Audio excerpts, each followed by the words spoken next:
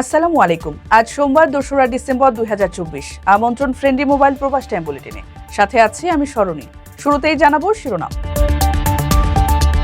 প্রথমবার রকেট উৎক্ষেপণ করছে ওমান, নতুন ইতিহাসের সাক্ষী হবেন বাসিন্দারা।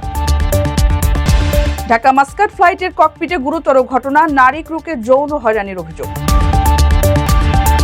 প্রবাসীদের জন্য ওমানের নতুন নিয়ম, থাকছে বিশেষ সুবিধা। নানা আয়োজনে আমিরাতের জাতীয় দিবস উদযাপন, হাতে লেখা বিরল শুভেচ্ছা বার্তা প্রেসিডেন্টের। মালয়েশিয়ার পাসপোর্ট অফিসের ঠিকানা পরিবর্তন, বাংলাদেশ হাই কমিশনের বিজ্ঞপ্তি। দর্শক দেখছিলেন শিরোনাম, এবারে পুরো খবর। ওমানের সেরা রেট দিচ্ছে বাংলাদেশি প্রতিষ্ঠান গালফ এক্সচেঞ্জ। প্রিয়জনকে টাকা পাঠাতে আজই আসুন আমাদের যে কোনো ব্রাঞ্চে অথবা কল করুন স্ক্রিনে দেয়া নাম্বারে। গালফ এক্সচেঞ্জ, বাংলাদেশিদের প্রিয় এক্সচেঞ্জ। নিজেদের ভূখণ্ড থেকে মহাকাশ যাত্রার আধুনিক দ্রুতগতির প্রযুক্তির রকেট উৎক্ষেপণের খবরে হইচই ফেলে দিয়েছে ওমান। ইতিমধ্যে দুকুম 1 নামে একটি রকেট লঞ্চিংয়ের জন্য প্রস্তুত করা হয়েছে। বুধবার প্রথমবারের মতো দক্ষিণে দুকুম এলাকার লঞ্চ প্যাড থেকে পরীক্ষামূলকভাবে সায়েন্টিফিক এই রকেটটি উৎক্ষেপণ করা হবে। এর মধ্য দিয়ে মহাকাশ যাত্রায় নতুন ইতিহাস গড়তে যাচ্ছে মধ্যপ্রাচ্যের উপসাগরীয় দেশটি। ওমানের দুকুম থেকে বুধবার যে রকেটটি উৎক্ষেপণ করা হচ্ছে তার দৈর্ঘ্য 6.5 মিটার এবং ওজন 80 কেজি, যার গতি থাকবে প্রতি সেকেন্ডে 1530 মিটার।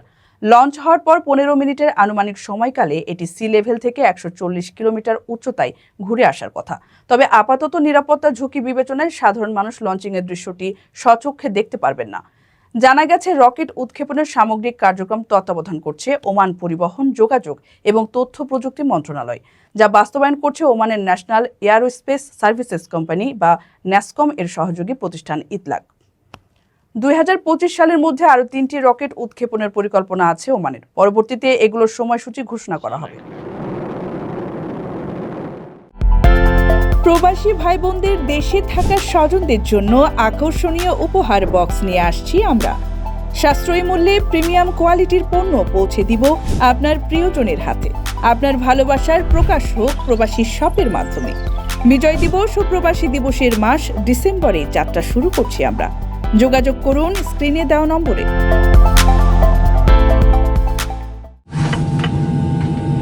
বিমান বাংলাদেশ এয়ারলাইন্সের ঢাকা মাস্কাট ঢাকা ফ্লাইটে 2জন নারী কেবিন ক্রু যৌন হয়রানির শিকার হয়েছেন বলে অভিযোগ উঠেছে।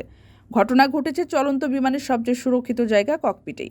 বিমান বাংলাদেশ এয়ারলাইন্স সূত্র উল্লেখ করে একটি গণমাধ্যম জানায়, গত 3রা নভেম্বর ঢাকা থেকে মাস্কাটগামী BG721 ফ্লাইট ছেড়ে যায়। এটির পাইলট ইউসুফ মাহমুদ নারী কেবিন ক্রুকে ককপিটে ডেকে যৌন হয়রানি করেন বলে অভিযোগ। এ ঘটনায় গত 7 নভেম্বর বিমানের এমডি ও সিইও বরাবর অভিযোগ দেন ওই নারী কেবিন ক্রু। লিখিত অভিযোগে ওই নারী জানান, মাস্কাটগামী ফ্লাইটে পাইলট ইউসুফ ওই নারী কর্মীকে ককপিটে ডেকে নিয়ে তার শরীর স্পর্শ করেন এবং জোর করে কমলা খাইয়ে দেন। গণমাধ্যমটি লিখেছে, সম্প্রতি বিমানের ঢাকা চট্টগ্রাম জেদ্দা ও জেদ্দা সিলেট ঢাকা এবং ঢাকা মাস্কাট ঢাকা ফ্লাইটে 2জন নারী কেবিন ক্রু যৌন হয়রানির শিকার হন। তারা দুজনেই প্রতিকার চেয়ে বিমান বাংলাদেশ এয়ারলাইন্সের ব্যবস্থাপনা পরিচালক ও প্রধান নির্বাহী কর্মকর্তা মোহাম্মদ শাফিকুর রহমান বরাবর লিখিত অভিযোগ করেন। গত 10 November BG135 flight Dhaka Chattogram Jeddah operate করেন ওই নারী কেবিন ক্রু। ফ্লাইটে অপারেটিং পাইলট ছিলেন মুনতাসির ও আবেদ। ফ্লাইটের মাঝামাঝি সময় তারা ওই নারী কেবিন ক্রুকে ককপিটে ডাকেন। কুশল বিনিময়ের এক পর্যায়ে পাইলট আবেদ তার সঙ্গে অপেশাদারমূলক কথাবার্তা বলেন।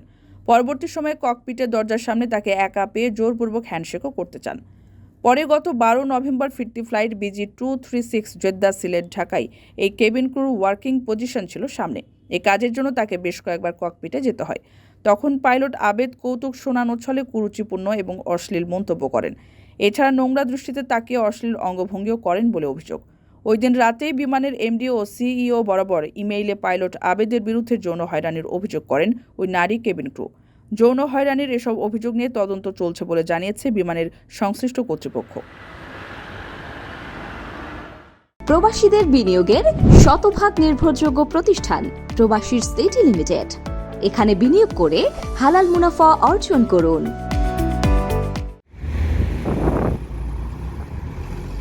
ওমানের সড়কে নির্দিষ্ট নিয়ম মেনে গাড়ি চালাতে হয় ড্রাইভারদের, থাকতে হয় স্থানীয় কর্তৃপক্ষের অনুমোদন বা লাইসেন্স। তবে বিদেশিদের মধ্যে যারা ওমানে ঘুরতে আসবেন সেসব পর্যটকের জন্য প্রচলিত বিধিমালা শিথিল করা হয়েছে। রয়্যাল ওমান পুলিশ জানিয়েছে, বিদেশি ভিজিটররা এখন থেকে তাদের নিজেদের দেশে ইস্যু করা লাইসেন্স দিয়েই ওমানে গাড়ি চালাতে পারবেন। অবশ্য ওমানে কর্মী হিসেবে থাকা প্রবাসীরা এই সুবিধার আওতা বহির্ভূত থাকবেন। গাড়ি চালানোর জন্য তাদেরকে অবশ্যই ওমানের ড্রাইভিং লাইসেন্স সংগ্রহ করতে হবে। লাইসেন্স নেওয়ার সর্বনিম্ন বয়সসীমা 18 বছর। তবে পর্যটকদেরও কিছু শর্ত মানতে হবে। তারা যে লাইসেন্স নিয়ে ওমানে প্রবেশ করবেন সেটির মেয়াদ ওমানে প্রবেশের দিন থেকে কমপক্ষে 3 মাস বৈধ হতে হবে। আন্তর্জাতিক ড্রাইভিং লাইসেন্সের ক্ষেত্রেও একই নিয়ম প্রযোজ্য। এই নিয়মের ফলে ওমানে ঘুরতে আসা বিদেশি পর্যটকরা আরও স্বাধীনভাবে চলাফেরা করতে পারবেন এবং ভিজিট ভিসার মেয়াদের 3 মাস বিশেষ এই সুবিধা ভোগ করতে পারবেন। কারো কাছে স্বপ্ন পূরণ, কারো আনন্দের উপলক্ষ, আবার কারো জীবন পাল্টে দেওয়ার মুহূর্ত, কখনো জীবন বাঁচাতে সর্বোচ্চ গতিতে উড়ে চলা, কারো আবেগের শেষ মুহূর্ত, আপনজনের শেষ বিদায়ে শামিল হওয়া। এমন সব ইচ্ছে পূরণে সর্বনিম্ন ভাড়ায় দ্রুতগতির বাহন প্রবাসীর হেলিকপ্টার। আপনার প্রয়োজনে যোগাযোগ করুন আমাদের হটলাইনে। নানা আয়োজনের মধ্য দিয়ে উদযাপিত হচ্ছে আমিরাতের 53তম জাতীয় দিবস। আতশবাজি, সামরিক কুচকাওয়াজ থেকে বাসিন্দাদের নৃত্য উৎসবের সব রকমেরই দৃশ্য দেখা যাচ্ছে আমিরাত জুড়ে। দিনটিতে জন্মগ্রহণ করা শিশুদেরকেও জাতীয় দিবসের বিশেষ আয়োজনের মধ্য দিয়ে স্বাগত জানানো হয়েছে। এর মধ্যে আলাদা করে নজর কেড়েছে আমিরাতের প্রেসিডেন্ট শেখ মোহাম্মদের হাতে লেখা শুভেচ্ছা বার্তা।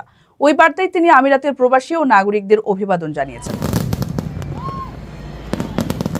জাতীয় দিবস উপলক্ষে মঙ্গলবার পর্যন্ত টানা 4 দিনের ছুটি কাটাচ্ছেন কর্মীরা। এছাড়া ফ্রি গাড়ি পার্কিং, মোবাইল ডাটা, ট্রাফিক জরিমানাতেও ছাড় মিলছে। দিবসকে ঘিরে প্রতি বছরের মতো এবারও আমিরাত জুড়ে প্রায় 5,596 জনের বেশি কয়েদিকে মুক্তি দেওয়া হয়েছে।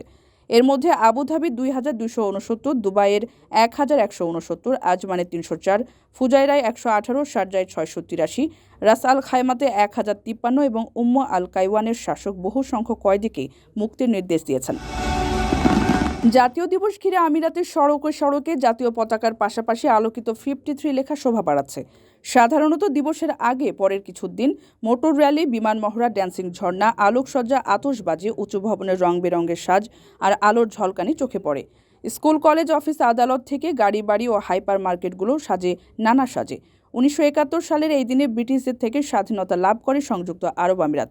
এর উত্তরে পারস্য উপসাগর, দক্ষিণ ও পশ্চিমে সৌদি আরব এবং পূর্বে ওমান ও ওমান উপসাগর।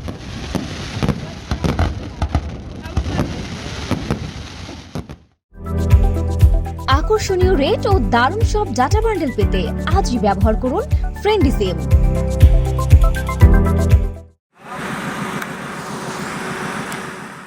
মালয়েশিয়ায় বাংলাদেশ হাই কমিশনের পাসপোর্ট অফিসের ঠিকানা পরিবর্তন করা হচ্ছে। এ সংক্রান্ত জরুরি বিজ্ঞপ্তি প্রকাশ করেছে মালয়েশিয়াস্থ বাংলাদেশ হাই কমিশন। শনিবার হাই কমিশনের অফিসিয়াল ফেসবুক পেজের বিজ্ঞপ্তিতে জানানো হয়েছে, 2 থেকে 6 ডিসেম্বর পর্যন্ত বাংলাদেশ হাই কমিশনের 30 জালান আম্পাং, কুয়ালালামপুরের পাসপোর্ট অফিস ও মেশিন রিডেবল পাসপোর্ট সার্ভার স্থানান্তরের কার্যক্রম পরিচালিত হবে। এজন্য পাসপোর্ট কার্যক্রম সাময়িকভাবে বন্ধ থাকবে। পাসপোর্ট বিতরণে অনাকাঙ্ক্ষিত এই বিলম্বের জন্য প্রবাসী বাংলাদেশিদের কাছে দুঃখ প্রকাশ করা হয়। সেই সঙ্গে জানানো হয়, আগামী 9 ডিসেম্বর 2024 থেকে হাই কমিশনের পাসপোর্ট অফিসের কার্যক্রম নতুন ঠিকানা Southgate commercial centre, level 2, block E নম্বর 2, জালান দুয়া অব জালান চান সাউলিন 55200। কুয়ালালামপুর অফিস থেকে কার্যক্রম যথারীতি পরিচালিত হবে। এ বিষয়ে সংশ্লিষ্ট সবাইকে পাসপোর্ট সংক্রান্ত সেবার জন্য প্রদেয় ঠিকানায় যোগাযোগ করার জন্য অনুরোধ জানিয়েছে দূতাবাস কর্তৃপক্ষ। দর্শক, দেখছিলেন ফ্রেন্ডলি মোবাইল প্রবাস টাইম বুলেটিন। শেষ করার আগে শিরোনামগুলো জানিয়ে দিচ্ছি আরও একবার। প্রথমবার রকেট উৎক্ষেপণ করছে ওমান, নতুন ইতিহাসের সাক্ষী হবেন বাসিন্দারা। ঢাকা মাস্কাট ফ্লাইটের ককপিটে গুরুতর ঘটনা, নারী ক্রুকে যৌন হয়রানির অভিযোগ। প্রবাসীদের জন্য ওমানের নতুন নিয়ম, থাকছে বিশেষ সুবিধা। নানা আয়োজনে আমিরাতের জাতীয় দিবস উদযাপন, হাতে লেখা বিরল শুভেচ্ছা বার্তা প্রেসিডেন্টের। মালয়েশিয়ার পাসপোর্ট অফিসের ঠিকানা পরিবর্তন, বাংলাদেশ হাই কমিশনের বিজ্ঞপ্তি। এই ছিল ফ্রেন্ডলি মোবাইল প্রবাস টাইম বুলেটিনের আজকের আয়োজনে। প্রবাসের সর্বশেষ সংবাদ পেতে ভিজিট করুন www.probastime.net। সাবস্ক্রাইব করুন আমাদের ইউটিউব চ্যানেল এবং চোখ রাখুন ফেসবুক পেজে। পরবর্তী বুলেটিন দেখার আমন্ত্রণ জানিয়ে আজকের মতো বিদায় নিচ্ছি আমি সরণী। সে পর্যন্ত সবাই ভালো থাকবেন এবং নিরাপদে থাকবেন। আল্লাহ হাফেজ।